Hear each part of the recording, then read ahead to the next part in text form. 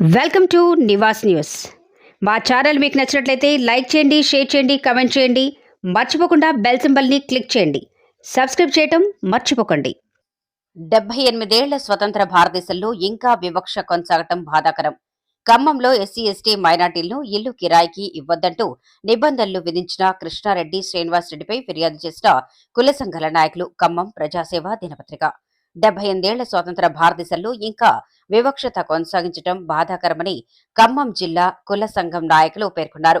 ఖమ్మం కరుణగిరి ప్రాంతంలో శ్రీసాయి నిలయం apartment committee నిర్వాహకులు అయిన కృష్ణారెడ్డి శ్రీనివాస్ అపార్ట్మెంట్లో ఎస్సీ ఎస్టీ ముస్లిం మైనార్టీ వర్గాలకు చెందిన వారికి ఇల్లు కిరాయికి ఇవ్వకూడదని నిబంధనలు పెట్టడం ఆలస్యంగా వెలుగులోకి వచ్చింది.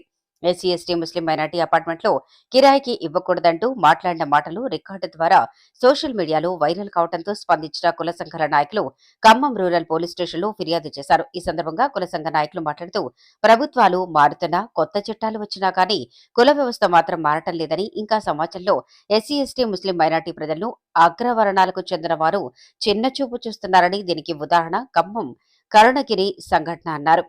సమాజంలో ఎస్సీ ఎస్టీ ముస్లిం మైనార్టీ ప్రజలను కులంతో దూషించిన వారిపై వెంటనే కేసు నమోదు చేసి స్టేషన్ బెయిల్ ఇవ్వకుండా రిమాండ్ చేయాలని కోరారు. ఈ కార్యక్రమంలో డూంగ్రోత్ శరత్ నాయక్, బానోత్ రమేష్ నాయక్, ముఖ్య లచ్చు నాయక్, రవి రాథోడ్, ఏ భూఖ్య, సూపర్ నాయక్, కేలోత్ నెహ్రూ, ఆంగోత్ వినోద్ తదితరులు పాల్గొన్నారు.